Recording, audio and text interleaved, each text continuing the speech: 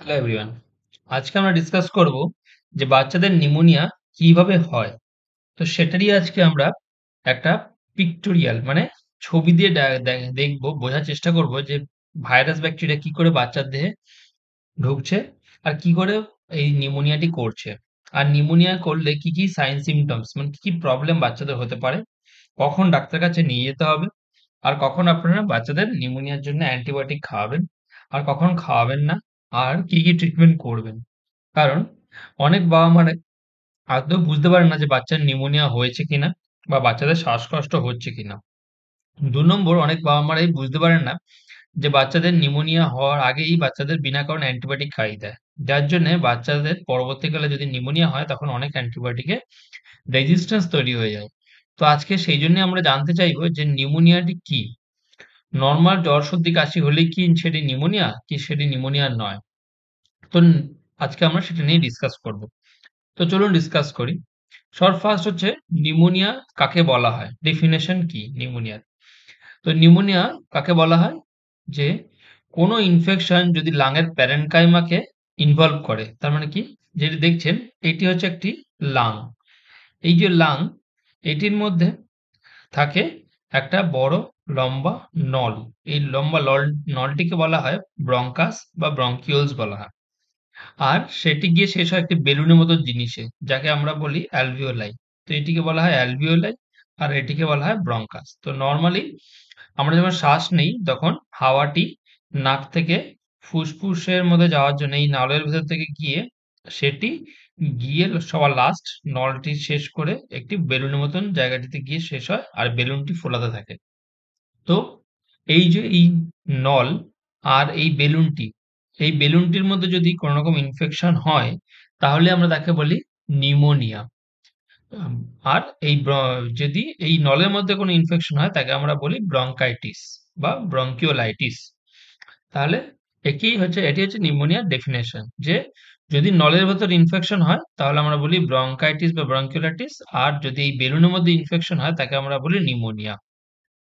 এছাড়া আমরা যদি নরমাল সর্দি কাশি হয় তাহলে সেটি নাকে ইনফেকশন হয়। মানে বাচ্চাদের নরমাল নাকের ভিতরে ইনফেকশন হলে তাকে আমরা সাধারণত, বা গলায় ইনফেকশন হলে বাচ্চাদের নাক থেকে জল পড়বে, সর্দি হবে।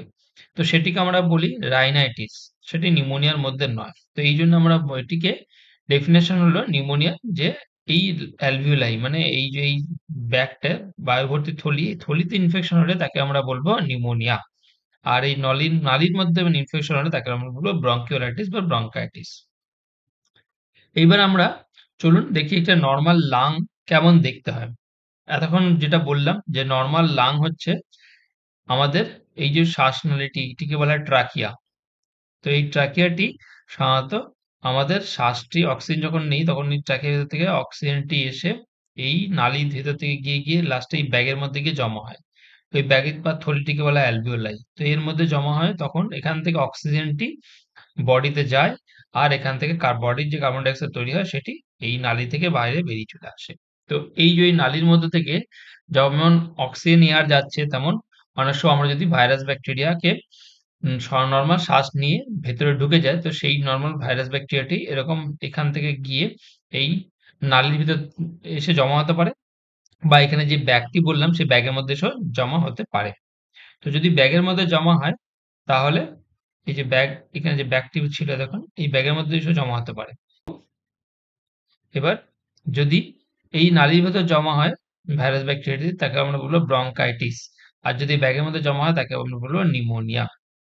তো ভাইরাস ব্যাকটেরিয়া যখন প্রথমে নাক থেকে ভেতরে আসলো, যখন নাক থেকে ভেতরে এলো তখন এখানে এসে জমা হলো। এখানে এসে জমা হওয়ার পরে এখানে তারা বংশবৃদ্ধি করতে শুরু করলো। আর যাতে সেটি বড় না হয়, বংশবৃদ্ধি না করতে পারে ভাইরাস ব্যাকটেরিয়া, তার জন্য বডিতে অনেক রকম এগুলোকে মারার জন্য অনেক রকম সেল থাকে। সেইগুলো এদের মারার চেষ্টা করে। কিন্তু যদি সেগুলো মারতে না পারে তাহলেই এই ভাইরাস ব্যাকটেরিয়াগুলো এখানে বড় হতে থাকে আর এই জায়গাগুলোকে সরু করতে শুরু করে। বা যদি এইটা এই বায়ুথলির মধ্যে চলে আসে তাহলে সেখানে বড় হতে পারে আর বায়ুথলিটিকে জল দিয়ে পরিপূর্ণ করে দেয়। পরিপূর্ণ করে দিলে সেখানে তখন অক্সিজেন যেতে পারে না আর যার জন্য বাচ্চাদের শ্বাসকষ্ট হয়।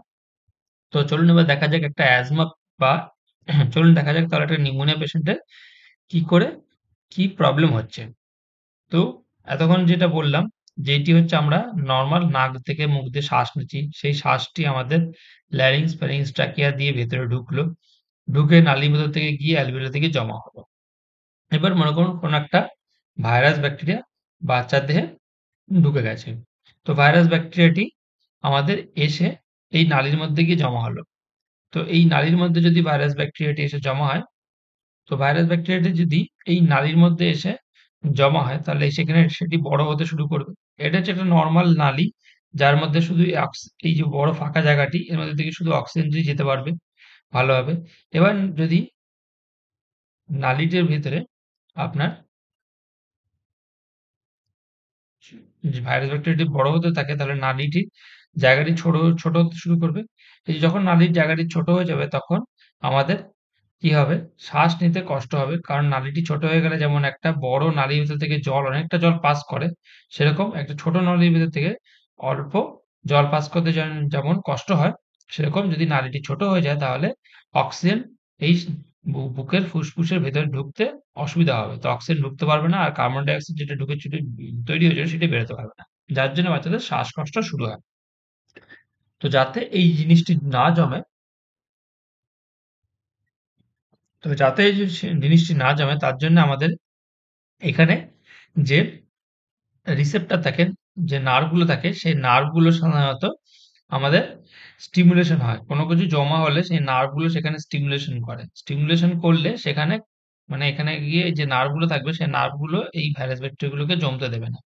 জমলে জায়গাটা সরু হয়ে গেলে, তখন তারা একটা ব্রেনে একটা আপ আপনার ছোট রিসেপ্টর তৈরি করে, যার জন্য ব্রেন একটা সিগন্যাল দেয় যে আমাদের এবার এখানে ভাইরাস ব্যাকটেরিয়া জমা হচ্ছে, এই জায়গাটা সরু হয়ে যাচ্ছে, তো সেটিকে বের করতে হবে। তার জন্য সে কাশতে শুরু করে। তো কেশে সে ভাইরাস ব্যাকটেরিয়াগুলোকে এখান থেকে তুলে মুখ থেকে বার করার চেষ্টা করে। এই জন্যই বাচ্চাদের সাধারণত ঠান্ডা সর্দি লাগলে বা এই জায়গাগুলোতে ইনফেকশন শুরু হলে কাশি সর্দি শুরু হয়। তাহলে তার মানে কি, কাশিটি হচ্ছে একটা প্রোটেকশন।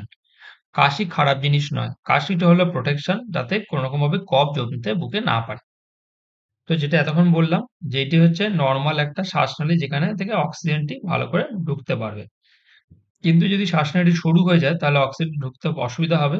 যার জন্যে জায়গাটা সরু হয়ে গেলে সেখানে অক্সিজেনটা কম ঢুকতে পারছে। যার জন্য সে আপনার শ্বাসকষ্ট শুরু হচ্ছে। যাতে এই জিনিসটি জমতে না পারে, তার জন্য সেখানে কাশি হয়ে, এই যে কাশির ফলে সেই জিনিসটিকে বের করার চেষ্টা করে। তো এবার হচ্ছে, এদিকে হলো ব্রঙ্কাইটিস বা ব্রঙ্কিওলাইটিস এর প্রবলেম। এবার মনে করুন নিউমোনিয়া হলো, তাহলে কি হবে? এই যে ভাইরাস ব্যাকটেরিয়াটি ভেতর দিকে ঢুকলো, ঢুকে আপনার নালী থেকে ক্রস করে চলে গেল এই বড় নালীর এয়ার ব্যাগের মধ্যে, মানে আপনার অ্যালভিওলের মধ্যে চলে গেল, বায়ুথলির মধ্যে গিয়ে সেখানে জমা হলো। জমা হয়ে সেখানে আপনার বড় হতে শুরু করলো। বড় হতে শুরু করলে সেখানে আপনার জল জমতে শুরু করলো। যার জন্য এখানে এই যে জল জমেছে, এই জল জমলে তাহলে অক্সিজেন অক্সিজেনের যে আপনার আদান-প্রদান, সেটি তখন কমে যাবে। যার জন্য অক্সিজেনের আদান-প্রদান কমে গেলে, এই যে জল জমছে, তাহলে এখানে জল যদি থাকে, তাহলে অক্সিজেন ভেতরে ঢুকতে পারছে না। যার জন্য অক্সিজেন আদান-প্রদান হচ্ছে না। যার জন্য বাচ্চাদের প্রচন্ড পরিমাণে শ্বাসকষ্ট শুরু হবে, কাশি শুরু হবে, আর জোরে শ্বাস নেবে। তো এটি হচ্ছে নিউমোনিয়া। তো এইজন্য আমরা বলি, যখনই বাচ্চাদের কাশি শুরু হবে, ডাক্তারের কাছে গিয়ে কখনো চেষ্টা করবেন না যে কাশি বন্ধ করার ওষুধ নিতে। কারণ কাশি বন্ধ করলে এখানে কফটি তখন আস্তে, আস্তে আরো জমতে শুরু করবে। আর জমতে শুরু করলে এখানটা তখন আস্তে, আস্তে কোনরকম ভাবেই অক্সিজেন কাজ করবে না। যার জন্য বাচ্চাদের আরো উল্টে শ্বাসকষ্ট বাড়বে। তো কাশি বন্ধ করার ওষুধ কখনোই আপনার ডাক্তারের কাছে গিয়ে আপনার বলবেন না যে আমাদের কাশি বন্ধ করার ওষুধ দেন। কাশিটি হচ্ছে একটা প্রোটেকশন। তো এবার নিউমোনিয়া কি অসুবিধা আপনাদের কাছে বাচ্চারা নিয়ে আসে আমাদের কাছে? তো নিউমোনিয়া হলে সবার ১ম যেটি হবে, সেটি হচ্ছে জ্বর হবে। কারণ একটা ইনফেকশন হয়েছে। ইনফেকশন হলে আমরা জানি, ইনফেকশনটিকে মারার জন্য বডিতে এরকম অনেক রকম ভাইরাস ব্যাকটেরিয়াকে মারার জন্য অনেক রকম জিনিস থাকে, যারা চেষ্টা করে ভাইরাস ব্যাকটেরিয়াগুলোকে মারবো। তার জন্য সেখানে যুদ্ধ হয়। যুদ্ধ হলে যেমন সেখানে তাপ-উত্তাপ বেরোয়, তার জন্য বাচ্চাদের জ্বর হয়। তো জ্বর হচ্ছে একটা প্রোটেকশন। তারপর কি হতে পারে? বুকে প্রচন্ড ব্যথা হতে পারে। যার জন্য শ্বাসকষ্ট হতে পারে। আর প্রচন্ড পরিমাণে কাশি হবে, যার থেকে কফ বেরোবে। তো কাশি হওয়া, কফ বেরোনো একটা ভালো প্রোটেকশন। বুকে ব্যথা হওয়া মানে হচ্ছে বাচ্চার শ্বাসকষ্ট হচ্ছে, খুবই প্রবলেম।